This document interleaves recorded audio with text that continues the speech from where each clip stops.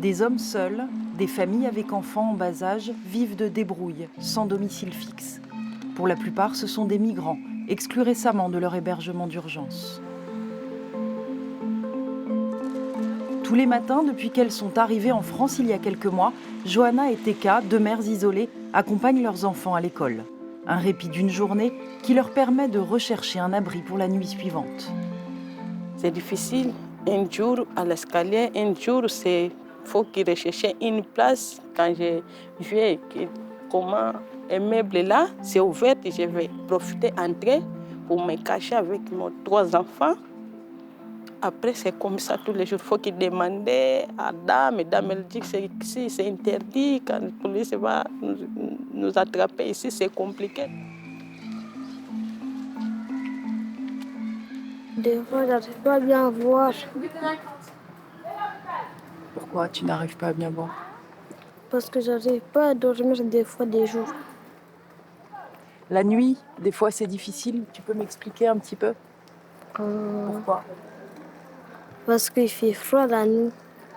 Tu dors où? Des fois dans les escaliers, des fois par terre.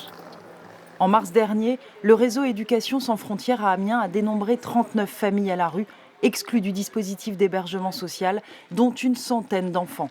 Déboutées du droit d'asile, elles ont été expulsées des centres d'accueil qui les logeaient et depuis l'été dernier, c'est le 115, la plateforme d'orientation d'hébergement d'urgence qui les refuse, sur ordre de la préfecture. Depuis un an, les modalités d'accueil des étrangers se sont durcies sur tout le territoire et les associations peinent à venir en aide aux plus fragiles.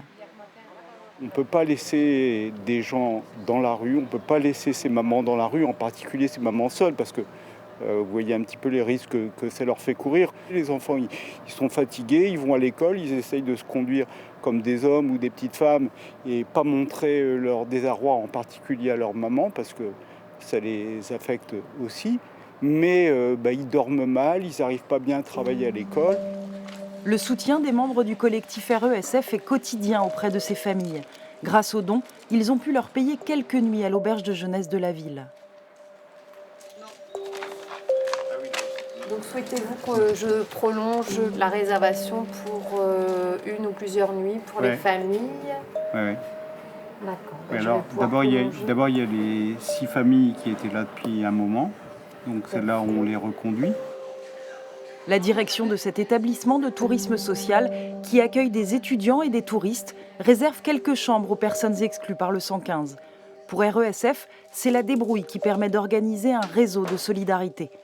Des citoyens et des associations qui accompagnent les familles, celles qui parfois ne peuvent plus faire marche arrière. J'avais le menace de mort au Congo. Il y avait des gens qui voulaient me tuer et je me suis dit que comment je peux rester ici, là où je suis en danger. Je suis en danger, il faut que je quitte le pays. Un seul moyen pour s'en sortir, obtenir un titre de séjour pour pouvoir travailler et s'intégrer. C'est le cours de français Rosa Parks aussi. Ça, c'est l'attestation des associations. J'ai déjà fait beaucoup de relations ici. J'ai déjà participé à beaucoup d'associations parce que j'ai besoin de faire une chose. Parce que ce n'est pas bon, tu es arrivé à un pays, tu caches comme ça, ce n'est pas bon.